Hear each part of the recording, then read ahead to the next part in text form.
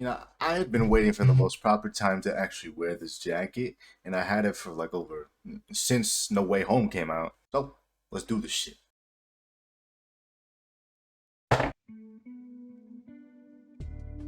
So I recently just saw the new animated Spider-Man movie, Spider-Man Across the Spider-Verse, and it was really good. In fact, it surpassed my expectations. I went in there thinking this is going to be a very good sequel, nothing more. Boy, was I wrong. In fact, I think Shrek 2 can absolutely eat its heart out, because this movie is much more better than the first one. And not just because I was just excited to see the new Spider Man movie. I think this movie just has a lot more that the first one just doesn't have. And I'm not trying to say this to knock down the first one, because the first one is still a great movie above all else. I mean, shit, that movie had me crying. The second one didn't. I wasn't crying in the theaters, just so don't worry, there's no tears from this man's face at all. But still, I mean, it had a lot of heart, it had a lot of story. Let me just explain what I mean. So, Spider-Man Across the Spider-Verse follows a few stories. So first, we actually have to talk about Gwen Stacy and what she's going through.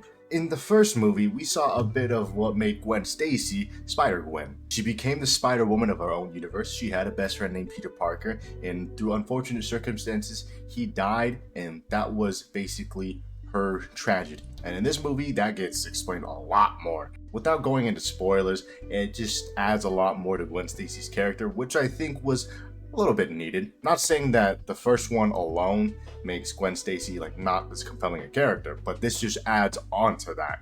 So I think it was a very welcome addition to the Spider-Verse story. I'm really happy with how Gwen Stacy's character was treated in this movie. We're not just following Gwen Stacy alone though, and what she has to go through. We're also following her father, because her and her father kind of have this really weird relationship, because Gwen Stacy's dad kind of hates Spider-Woman, and the fact that Gwen Stacy is Spider-Woman, they're kind of at odds with each other, and her dad doesn't quite understand why, but she kind of knows why.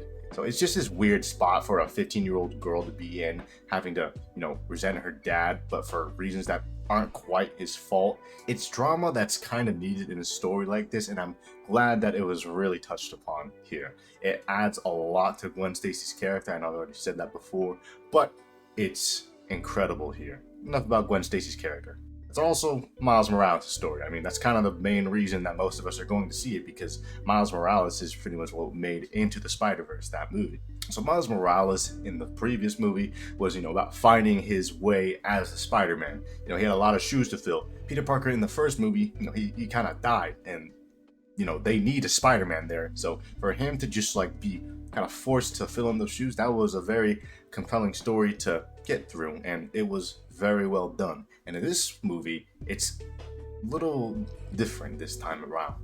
We have Miles Morales, who is the Spider-Man, and he's introduced to this League of Spider people, and they it's hard to talk about this without going so deep into spoilers, because if this movie is spoiled for you, it's not going to hit as well as it would if you were going in blind.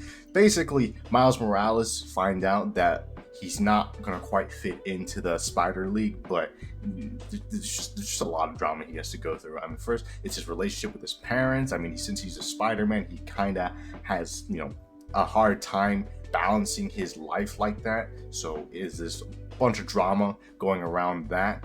There's also, his feelings with Gwen and their relationship, and he just, you can tell they're just like really about to hit it off, but just like, damn, it's just, you just want it to happen so bad. Basically, Miles Morales has a lot going on in his life. I mean, he's still a 15-year-old kid who has to be the Spider-Man. He's going through high school, he's trying to get into colleges and shit, and he's just also he's Spider-Man. I mean, that's a lot of weight on your shoulders. I mean, Jesus Christ. Miles Morales is the heart of this movie, and just to see the journey he has to go through, it's like, damn, you want this kid to win, even though like all the odds are really against him. And there's also this like question of morality too. Like, you can see where the conflict is coming from and why the conflict is there, and you're like, damn, they got a point. But Miles is just like, damn, he's a 15-year-old kid and he has to be forced to go through this shit. It's like, wow. I'm trying so hard to not spoil this, because if I'm to spoil this, like I said, the movie experience will probably just be killed for you, especially if you haven't seen the movie already. And since it's a new movie, I want to keep it brief. TLDR, Miles Morales is going through a lot. There's a lot more drama that's different than from the first movie. It is incredibly intense. A lot of it has to do with his dad and Gwen Stacy and how he fits into the whole Spider-Verse itself. It's incredible stuff. If you haven't watched the movie yet, please go watch it, so that this explanation is just not needed from me, because I'm not the guy to do that for you.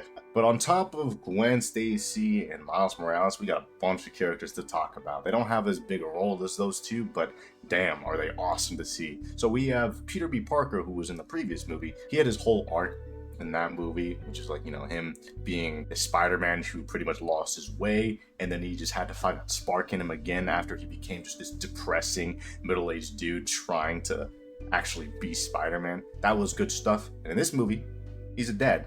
That's not technically a spoiler because you see that in the trailer. So for those guys who are going to attack me in the comments for that, eat your hearts out, because I'm not spoiling a damn thing here. So he's a dad now. He's got his own little thing to balance out, I guess. Try not to spoil this for you, because if I'm to talk about how he's involved in the film, it would be considered a spoiler. So I'm just not going to touch on that at all. He's still great in this film, and I can't wait to see more of him in the future. We also have new additions. We have Spider-Punk, who's just Spider-Punk. I mean, he's a rebel, but is also Spider-Man. So that's cool shit right there. We have the Indian Spider-Man, who was actually really awesome. As annoying as it is for movies to try so hard to push diversity, this movie is the first example of me just going like, bravo, more diversity, please, because it tells a phenomenal story with phenomenal characters that I want more of. So more of this and less of this, please, because what the fuck is this? And then, of course, I cannot forget about Miguel Ojeda, Spider-Man 2099. Just this incredible character. In this movie, he is the antagonist. I mean, unless you count the Spot, but they're different levels of antagonists. I guess the Spot is primary antagonist, and Miguel Ojeda is like the secondary antagonist. You can tell that from the trailer, so whatever. But Miguel Ojeda, voiced by Oscar Isaac, by the way, I didn't know this until after I saw the movie, is pretty freaking cool, by the way. So, I mean, just watch the movie. You understand what I mean. And by the way, he has a sick theme song. That peak theme song for any character. I'm going to talk about the soundtrack later. Don't worry. And then we have a bunch of different Spider people just in this whole movie. I mean, if you like fan service and you're a Spider-Man fan, you're going to love the hell out of this movie. I'm not going to get into what those fan service moments are, because I'd rather you experience that for yourself. But damn, I mean, there were just some moments where I was just feeling like a little kid again, just like going like, oh, jaw drop to the floor, experiencing all this kind of euphoria from this movie. It was incredible. Let me tell you, it was incredible. But enough of the characters and the story. What I do also want to talk about is the soundtrack, because like the previous movie, the soundtrack is just popping right here. I mean, shit, I have been listening to the soundtrack for the past couple days. I've even put some of the songs on when I'm at work.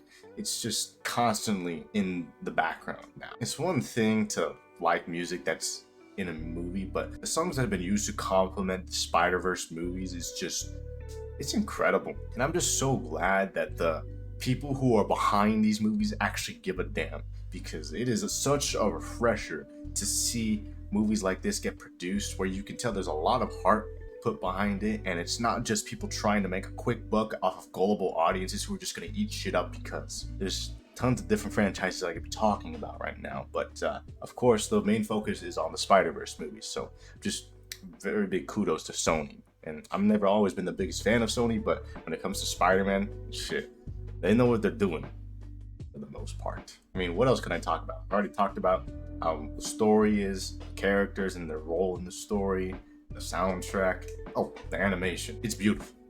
If you saw this in laser like I did, I don't know how it compares to IMAX or whatever, but it looks beautiful. It is gorgeous. Like, it's kind of all over the place, but in a good way. Think about it. You have a whole ton of different kinds of Spider-Man to go off of, like different universes.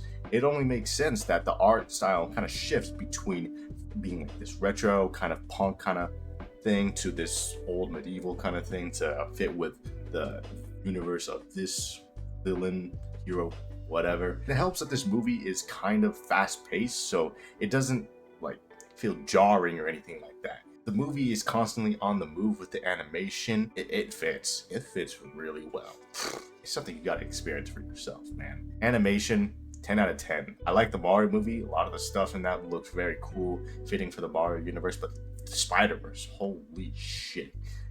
Wow.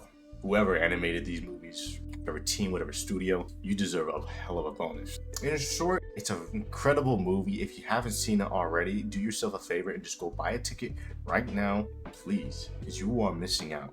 The worst offense that this movie has to make is that it ends on a cliffhanger. And there's like a whole discussion we can have about cliffhangers. I mean, if you've watched The Walking Dead for any amount of time, I think you understand what I'm coming from.